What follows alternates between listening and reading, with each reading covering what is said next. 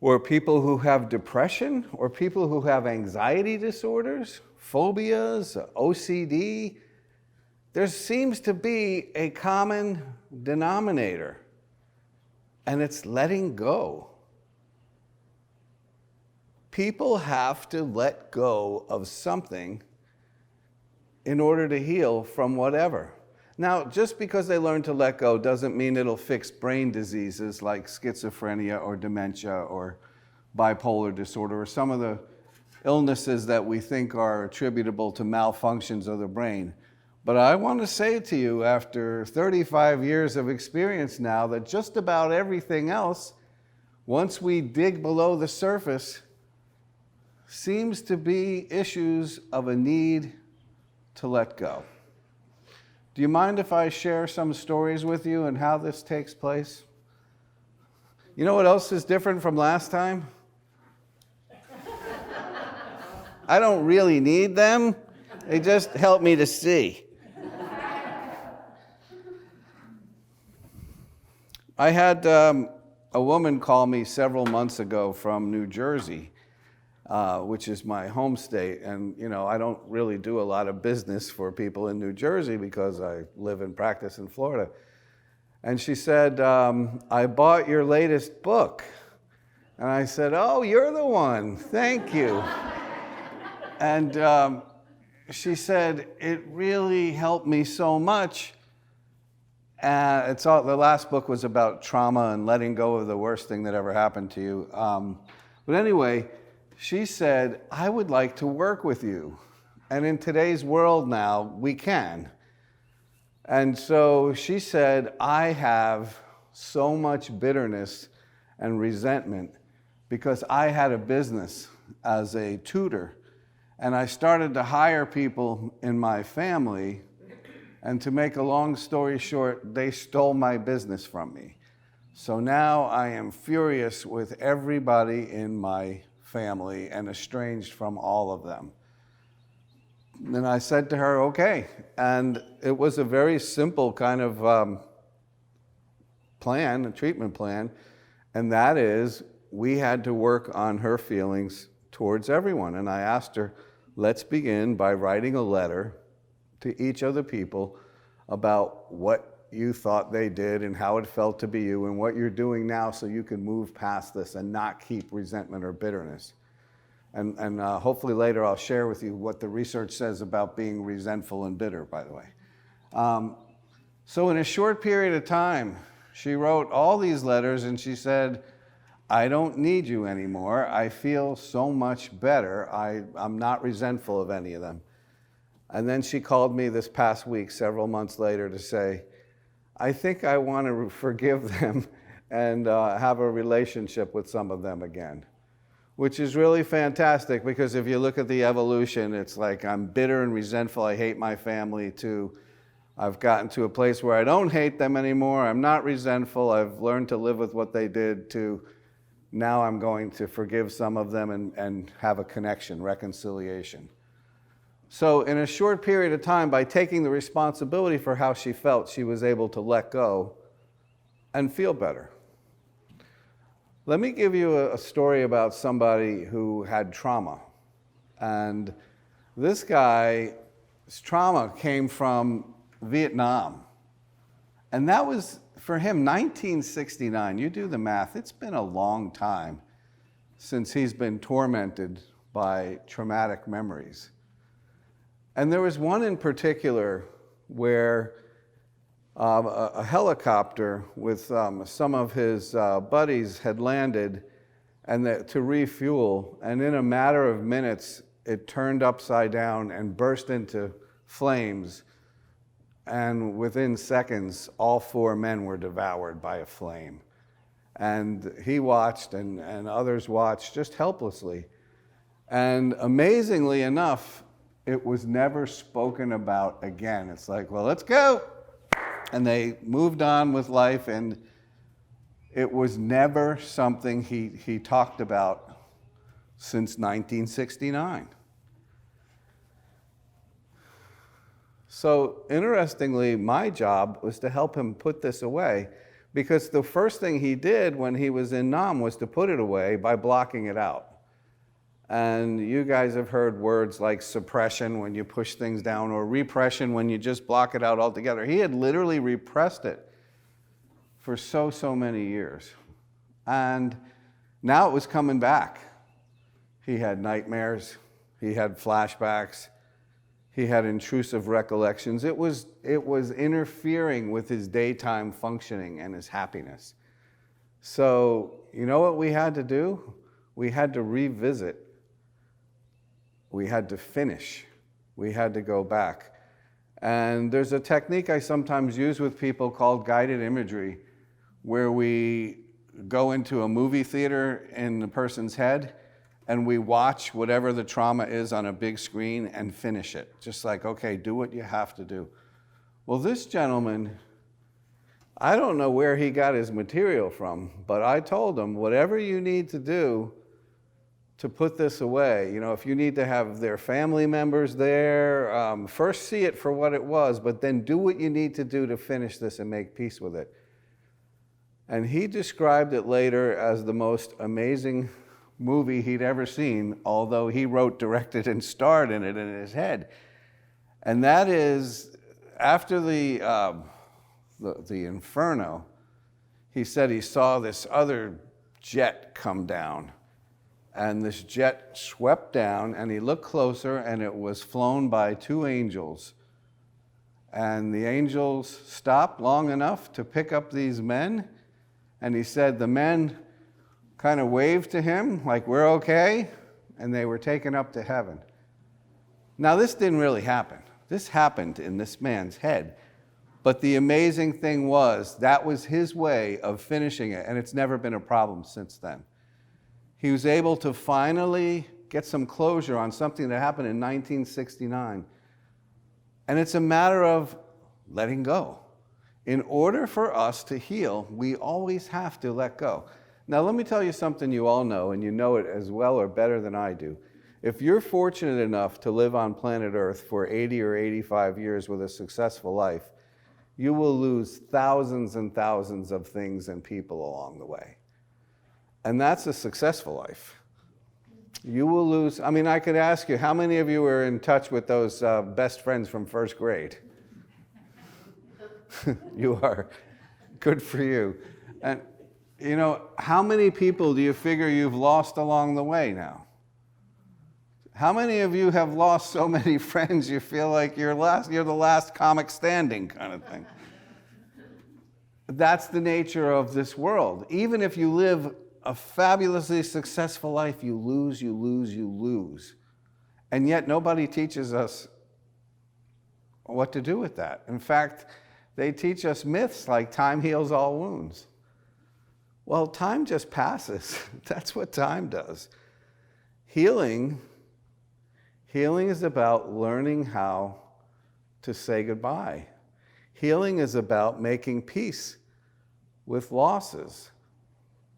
And healing is also, if you really do, and research says this, that the people who age most successfully are the people who learn the art of not only saying goodbye, but of replacing their losses. So you can't play anymore, so you coach. You know, your husband runs off with your best friend, you got to get a new husband and a new best friend. You know, Muffy dies and we all go in the backyard and we say, Muffy, you were the best dog ever. And we all cry and we all write poetry and we say it and we throw him in a little pile somewhere and bury him. And 3 months later, we bring home Sparky because that is the nature of life on Earth. Maybe it's not going to be this way in the hereafter, but for here, we continue. I guess I would say it's love, lose, grieve. Repeat, love, lose, grieve. Repeat, love, lose, because that's the nature of this life if you live long enough. I've treated several people now in their 90s over the years, and they'll say they don't know anybody anymore. Everyone they've ever known and loved is gone except for them. And yet, if they're still in their 90s, it's because they have a will to live and they've figured out other things to do and created other relationships and people to love. What about alcohol and drugs? We have a different word, but it's still a synonym for letting go. You know what word we use? Anybody know things about the 12-step program? The word do you know what word I'm going for? Surrender. Do you hear that in the 12-step rooms? Absolutely. Absolutely. Thank you for that. Why do they say surrender? Why do we have to surrender? Because in the very first step, they say, I am powerless over alcohol, over cocaine, over whatever my thing is, and my life has become unmanageable. And the second step is, there's a power greater than me that can help restore me to sanity. And the third step, I'm turning it over. I'm surrendering. Again, I'm letting go. I worked recently with a woman. She was 31 years old, and she's already a bad alcohol and cocaine, marijuana problem. But for her, one of the things that fueled it is that her dad, who was a friend of mine, was probably 58 years old, and he died suddenly while she was not talking to him. And, you talk about a way to get back at someone, die when they're mad at you, and then the guilt is terrible. She's like, I never had a chance to say, I'm sorry, Dad. And you can imagine all those chemicals helped her temporarily, so she didn't have to feel those terrible feelings of grief and sadness and guilt and helplessness. But then you get addicted to all these chemicals. Now you not only have the issue where I never said goodbye or made peace with my father, now you got a new issue where I'm addicted to chemicals. So you know what treatment is for people like that? Besides 12 steps, we got to let go. And one of the things I had the advantage of saying is, I know your dad, and I know he would have forgiven you in a heartbeat. That all he did was love you, and you didn't agree on everything, but it's not like he would want you to feel bad the rest of your life, or that he's getting a special thrill about your pain and addictions. Your dad would forgive you in a heartbeat. So it's time for you to forgive you and to recognize it's all about loving and forgiving. Because that's the way she became sober. And every time I talk to her now, it's a matter of how many days and how many months she's sober. And she's so proud and so excited. And a big part of it is she's not upset about Dad anymore. I worked with a couple of women with agoraphobia. You know what that is? Agoraphobia is, the literal Greek is a fear of the marketplace. But that's not really what it is. What it is people have panic attacks. And they start to have panic attacks in different places. And every time they have a panic attack, they rule out that place. Can't go there anymore. I'm not going to the supermarket. I had one of those terrible panics. Can't go to the movie theater. Can't go to the restaurant. And eventually there's only one safe place left, and that's their bedroom or their house. And a couple of these ladies I've worked with recently had 20 years where they either didn't go anywhere or they would only go if someone else would come and pick them up and drop them off. And one such lady, I had to say to her, this is crazy, you really want to change this. She said, you don't know how hard it was for me to come to your seminar, but you got to help me. It's been 20 years since I've driven anywhere by myself. And so my first assignment for her was to back out of the driveway and then to pull back in. That's it. Just back out and pull in, go back to your safe spot. Well, she backs out and she goes, this is stupid. So she said, I'm going to drive a little bit. She drove around the back streets of her neighborhood and came back home, called me. She was so excited. And she was so thrilled to bravely face the fear. And the fear is of having a panic attack. But she had to let that go. And she actually was almost inebriated with excitement. And after 4 sessions, she made crazy plans with 3 girlfriends to go to Europe. It's like, what? You couldn't go to Bradenton. But she went to Europe, and her greatest fear in the whole world was driving across the Skyway, right? Some of you can understand that, right? So her husband picks her up at the airport, and he knows the ritual that when they come to the Skyway, she gets in the back seat and climbs under the seat so she can't see anything. But not this time. She was chatting and talking about the restaurants in Germany and the beautiful landscape in Sweden. And he's just listening to her. Then they crossed over the Skyway while she's chatting. Finally, he turns to her and he goes, "Hey, Chatterbox, are you going to get under the seat or not?" And she looks and she realized they had already crossed the Skyway, but she wasn't on the Skyway. She was in Germany. She was in Europe. So she had 0 anxiety because focus equals energy. Where your focus goes, your energy follows. So she focused the whole time on her trip and didn't even realize where she really was. So that was such a turning point for her that the next thing I got was an email of a video with her driving and her husband shooting on the camera. She's going, "Dr. Corbin, I'm driving the sky." No, eyes on the road. "I'm going across the sky." It was amazing. She reached a point where these barrier islands she hadn't seen in over 20 years, she was driving over there and she said, "These are such beautiful places. And I really like hanging out at the beach and seeing all these beautiful homes." And her husband wrote me a card. He said, "I really want to thank you for helping my wife so much, but now she's looking at all these expensive properties that she wants to buy. I really need you to change her back."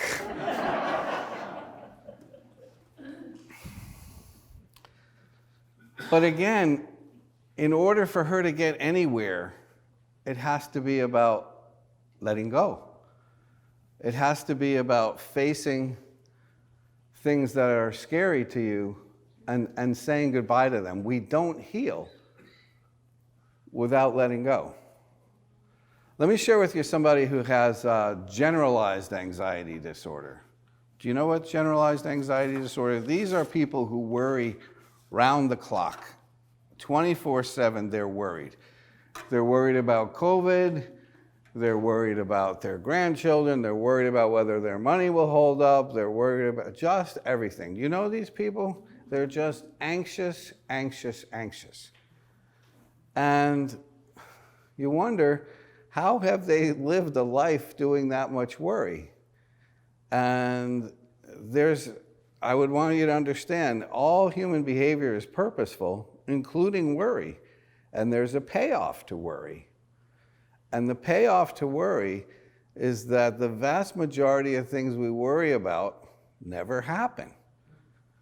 And it feels like worry works. How many of you have worried away a hurricane before? And you know the next time one's out in the Gulf, you'll worry it away again because it worked the last time. There are so many people who worry. In fact, it was Mark Twain who said, "I have had so many terrible things in my life, some of which actually happened." But with a worried person, what they're doing is staving off all the bad things and all the evil by worrying about it in advance. And when they let go of the worry, they feel very vulnerable. Like terrible things can sneak up from behind and bite them on the backside. So they stay worried. Well, how do you treat somebody with generalized anxiety disorder if they're just going to worry about everything? And you are people of faith. What would you say if I said to you, what do you do with generalized anxiety disorder? How do you help somebody who's a chronic worrier? Meditate, that's good. I saw you doing this, which hopefully meant prayer. Wasn't a signal to me to stop talking or anything. Actually, we understand what the antidote to worry is, and it's faith. It's faith. You can actually replace worry with faith. And you guys could say, faith in what? And I would tell you it doesn't even matter. As long as somebody believes in something, as long as somebody has faith, it removes worry and anxiety. But there are 4 types of faith, at least as far as I'm concerned. The first one is faith in God, and we're going to talk about that in the upcoming weeks, about what the Bible says and what science says about things like faith. And the second one is faith in fate. There are a lot of people who think things like what comes around goes around, and I don't do bad things, so this is going to be fine. Or they think things always work out in the end, and if things aren't working out, it must not be the end.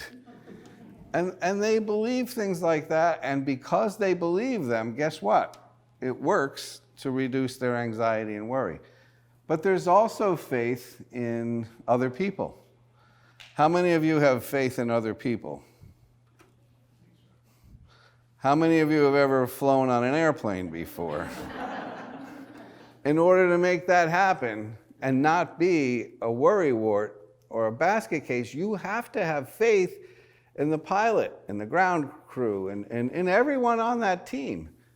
And because you have faith, you can be sitting 35,000 feet in the air and reading a book or talking to a complete stranger or whatever you're doing because you're not worried at all because you have faith. But then there's also faith in oneself. And I want to tell you that you have faith in yourself for so many things. And sometimes we have to remind people, these are all things you can do. Whatever it is you have to do today, you know how to do it. You have the skills to do it. I had a physician once who witnessed a shooting at nighttime, vaguely, through his window. Somebody was killed. It was a police officer and another man, and he was a basket case of worry because he had to go to court and testify. And one of the things I wanted this guy to understand is that you have the skills to do this. He said, what do you mean? I said, I'm going to tell you what's going to happen that day. You're going to wake up that morning by alarm clock. You've done that before? He said, yeah. I said, you're going to go to the bathroom and pee. We good? Brush your teeth, right? You know how to get dressed all by yourself? He's like, yeah. You know where the courthouse is? Yes. You know how to drive? Yes, I can drive. So I'm walking him through every step. So when you get in the courthouse, they're going to have you sit down. And when the judge walks in, they're going to say, all rise, and then stand up when they do that. I'm walking him through every step along the way. And then they're going to call you by name, Dr. So-and-so. And then you have to stand up and walk up to the front and raise your right hand. And they're going to ask you a question about telling the truth. And then they're going to say, walk up here, watch your step, and sit on the witness stand.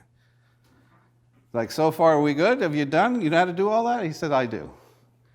He said, then they're going to ask you difficult questions. I know you know how to do that because you're married. And I said, then they're going to ask you what you saw that night. And then they're going to say, are you sure that you saw this? And here's the thing, just tell the truth. If you're not sure, say, I'm not sure about that. This is what I definitely saw. This is what I'm not sure of. Just do, can you do that? And the thing is, I took time to do this in an obnoxious way, like I'm telling you, because to show him that so much of the things that we worry about, we have skills to handle. And when the time comes, we can do that. It's about letting go. Why is it about letting go? Because the fear is if I don't stay nervous, then something bad is going to happen to me. People with generalized anxiety disorder have learned if I just stay anxious and worried, it completely ruins their day and sucks the joy out of their life, but that's the way they feel safest. And so they have to learn to gradually give those things up in favor of faith, in favor of believing that I can handle this and this is going to be okay. It's necessary to believe that way. I had a woman with OCD. You know what that is? Obsessive compulsive disorder? What a nasty disorder. It's about 1% of the population. But actually, the best treatment for it is this combination of things called exposure. Think about what the legal exposure, not the kind you get arrested for. And then they have you deliberately face whatever kind of response you would normally do and prevent it. They call it response prevention. Exposure, response prevention. That combination is what we teach people to do. So OCD, people are afraid of certain things and they have these little rituals. Like if you know an OCD person, they might say, before I can leave this room, I have to tap that chair, walk around those three times around, and then I could leave the room. Or something bad's gonna happen to my mother. And they'll believe that and they'll be terrified. And if you try to interfere with their ritual, they don't like that. But with OCD, you have to do that. You have to say, we're going to expose you to what you're most afraid of and then prevent you from doing what it is you want to do. And that's the only way they can really become cured. So this woman I was working with, she lived in a small apartment, but it would take her a half hour to leave because she would walk around her apartment to make sure that everything was shut off, the bathtub, all the stuff in the kitchen. But the thing is, she didn't even use the bathtub, and there's so many things but she walked around. Imagine a small apartment walking around a half hour. You know how many laps that is to keep saying, let's see about the bathtub. Nope, that's good. Let's go in the other room. Yeah, nothing, all the lights are off. And that was the only way she could get out of the house. And the amount of agony, because what she wants to do more than anything is what? Just leave and go. Just having some help to not do that ritual, I told her you could do it one time. You get one lap. You can check everything, and then you have to go. You can call me. You can do whatever you need to, but you have to leave after one lap. And she says, here's what happens. My anxiety is like off the chart as I'm leaving because I know I'm not finished. But as I start driving away, everything gets lesser and lesser until I'm where I need to be and I forgot all about it. And the cure, again, comes back to, I gotta let go. I gotta let go. Why is letting go so important in places of faith, for people of faith? Because of forgiveness, because of the command to forgive. But I like people to know that there are two kinds of forgiveness. There's forgiveness with reconciliation, and there's forgiveness without reconciliation.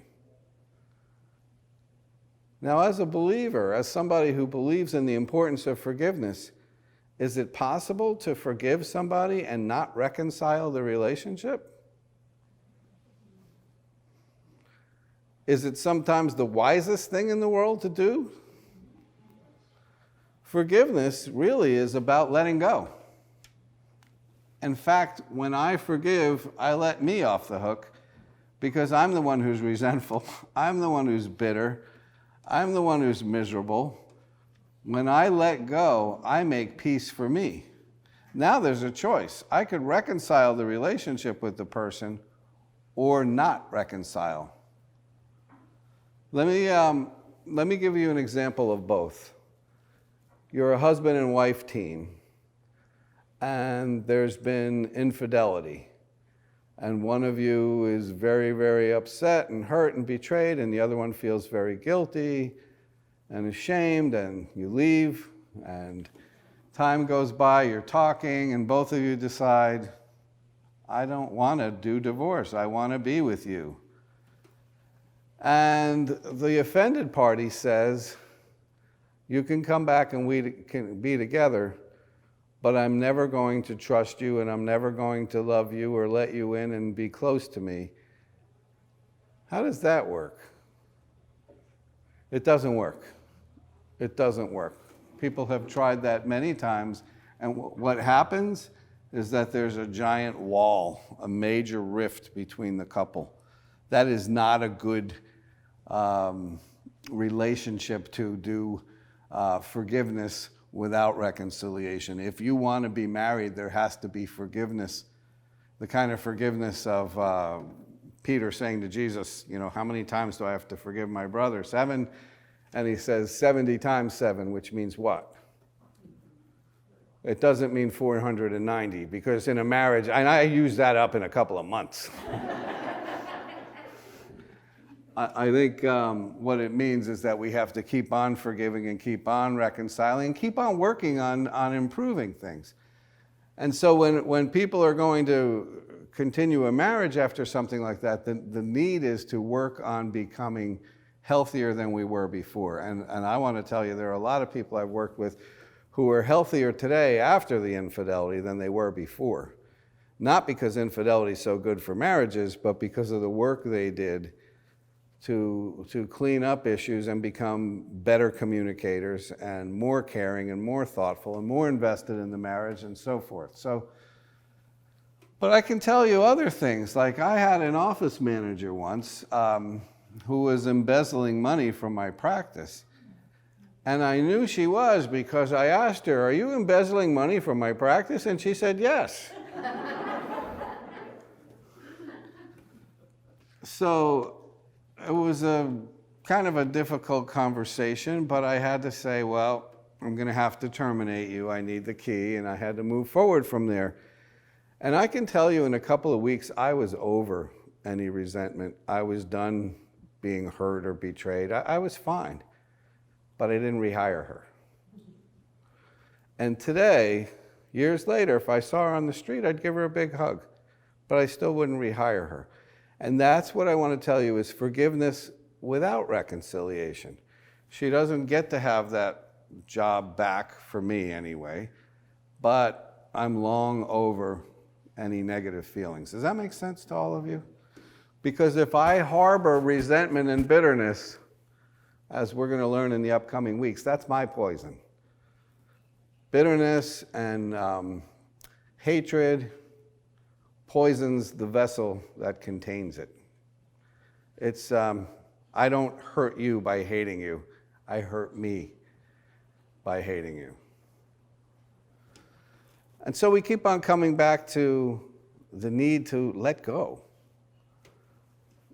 Now, how does a person let go? I mean, if I just say to you, all these things involve letting go, how does one let go? I told you before that time passing or time healing is a myth. Time passes. Well, what do we do to let go? And the first thing I would say to all of you is, don't look now, but you've already let go of a lot of things in your lifetime. When people say, I have no idea how to let go, I want to remind them they're not holding on to resentment from things that happen in grade school usually. They're not holding on to things that happened 30 years ago. You've let go of so many things and so many people in your life. How have you done that? Any ideas? Acceptance. And acceptance is one of those synonyms for letting go. There's forgiveness, there's surrender, there's saying goodbye, there's release, grief, acceptance, assimilate. There are a bunch of synonyms out there, and they all say we have to let go of something. There's an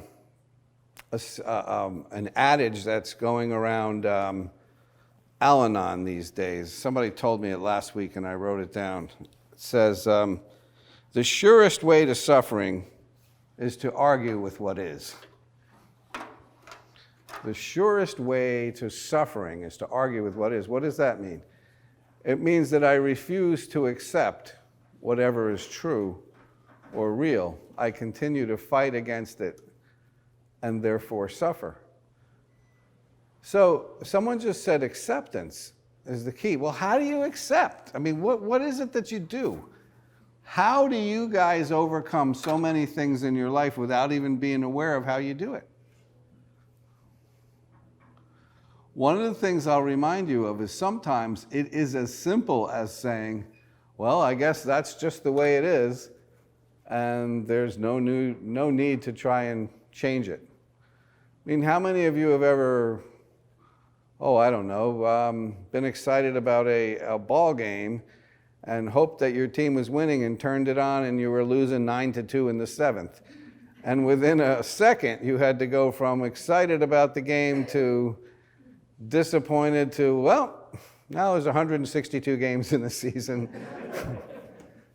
And within a second, you actually accepted something. You let go of something. I mean, it can happen that quickly, but it doesn't always happen that quickly. Sometimes we have to grieve. Sometimes we have to gradually let go. Sometimes we have to give up a little bit along the way. Each day I have to give something up. Sometimes I have to give it up all in one time.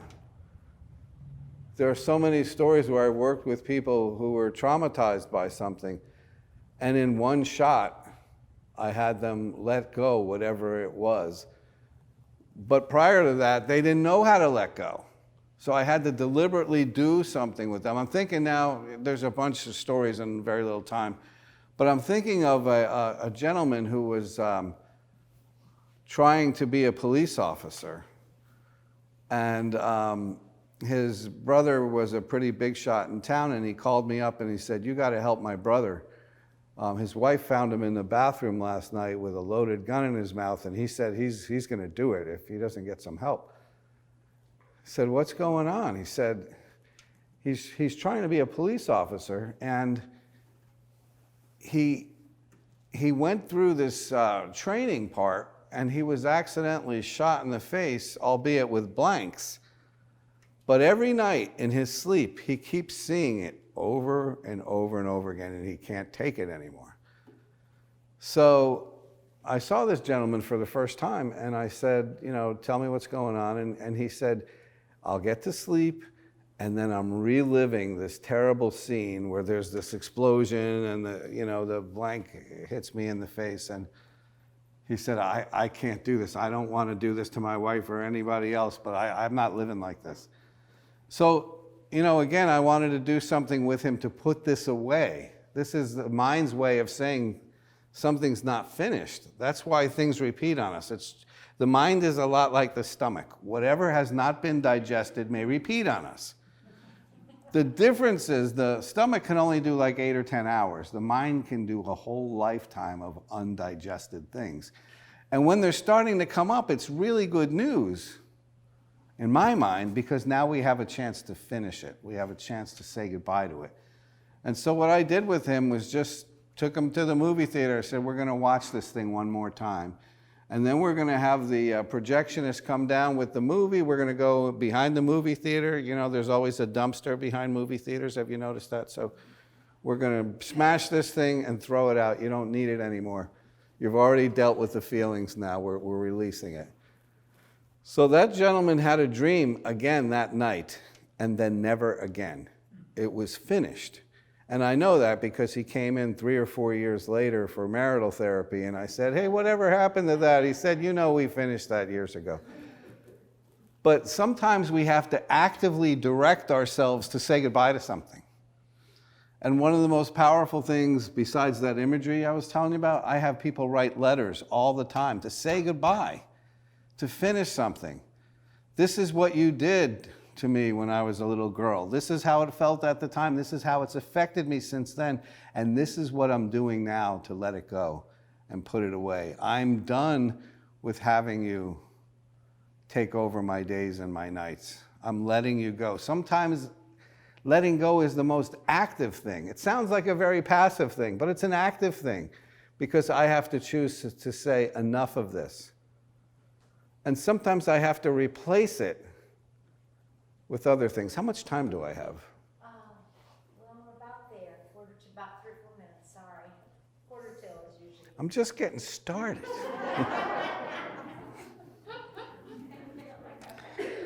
All right, really quick story, and then we'll do the best letting go joke in the world, and then you can go. And then I need something from you guys in between. I need a good joke for the end of 2, 3, and 4, and I'm going to take the best ones you send me. So, all right. So this gentleman and his wife have a session with me, and they say, we have a really good friend who just committed suicide, and we're both so upset with her. We're upset with her because she left her husband in such a place, and she was always one who was a big mental health person. She helped a lot of people, and we just feel, both of them so betrayed and so personally wounded by what she did. And I want them to be able to feel their feelings, because it's the feeling and expression of feelings and release that cures people. Feel, express, release cures people. But I also wanted them to know that if you've talked to people who've attempted suicide, or people who have been that low, you might want to have a little more compassion that she wasn't doing anything to say screw you to her husband or to you guys, but rather this person was suffering beyond what she could handle. She was overwhelmed. And maybe a little compassion might be a better way to deal with it than to feel so personally betrayed. And then it was like, what if we took this same energy, and instead of resenting her for that, we say all these years she stood up for mental health things. How about if you made a cause to get a scholarship in her name for somebody to get some treatment with a problem? It was instantaneous for both husband and wife. They were better. They were better the same day, because they had not only a chance to kind of let this go, but to put it in a better perspective. All we're doing is resenting her. We loved her. She loved us. She was hurting. What if we honor her and honor her life by helping somebody else? She'd feel a lot better about us taking our energy and investing it in helping someone else than rather spending the rest of our days being resentful towards her. Does that make sense to all of you? It did to that couple right away. They're better from that thing.